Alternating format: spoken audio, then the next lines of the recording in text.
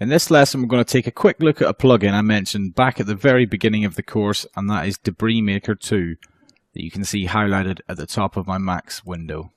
We'll quickly have a look at the website. This is it, Debris Maker.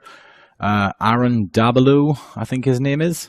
It's a really handy, simple tool. I mean, there's a video to watch on his website. It's fairly simple to work out, but what I used it for, and just a little tip for using it, was for making the wood and logs and such in my scene that you can see here. I put in the rattan baskets, and then these things next to the log burner, all these little pieces of wood and stuff like that. It's fantastic for making quick props and filling up your scene. So the first thing we're going to do is to create some logs. Pretty simple. You put in a few adjustments for the geometry, your radius, your length, the level of deformation, whether you want it to make bark or not. That gives it a thickness. I choose not to because it doesn't look very good in my opinion. How many unique logs you want, and whether you want them to be stacked or arrayed just in a straight line or stacked on top of each other.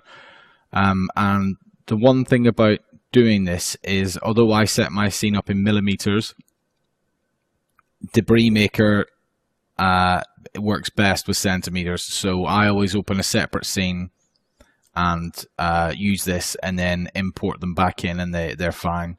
But when I create them in a millimeter scene, they'll obviously be tiny because it works on, this is based on centimeters. So a radius of 3 is only going to give it a diameter of 6 mil instead of 60 mil. So you have to scale everything up by 10 times the amount. So if we hit generate, you'll see, there we go, 10 different unique logs, all stacked. Yep, it's pretty simple really. High poly result. That's decent enough geometry to go in and select and unwrap them, which is what I'll be doing later on. So we use that to create the logs, and then you can just go through. What else did we use? I used the planks to generate all the really rough planks that you can see underneath the log burner. So it's taking a little bit longer. And there we go. Oops, it's done it in the exact same place. So you can see what that creates for you.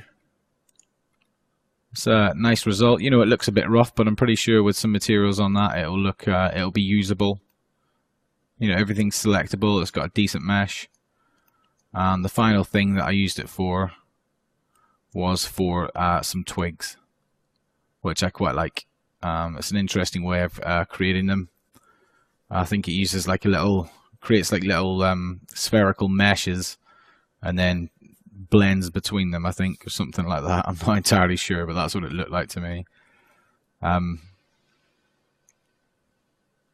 So when these are done, it was that quick and simple to create some extra propping for my scene. All these little details are what add to the realism of the scene. Obviously, when they have to be textured correctly, but just having the models as quickly and as easy as that makes such a difference, and it's such a time-saving method too. So it's a great little tool. And yeah, we'll just take a quick look again. As I say, that's what I filled up the baskets and stuff with. We can add some more stuff in here too. I filled up the baskets with a piece of wood there. So it's yeah, brilliant. So hopefully that helps.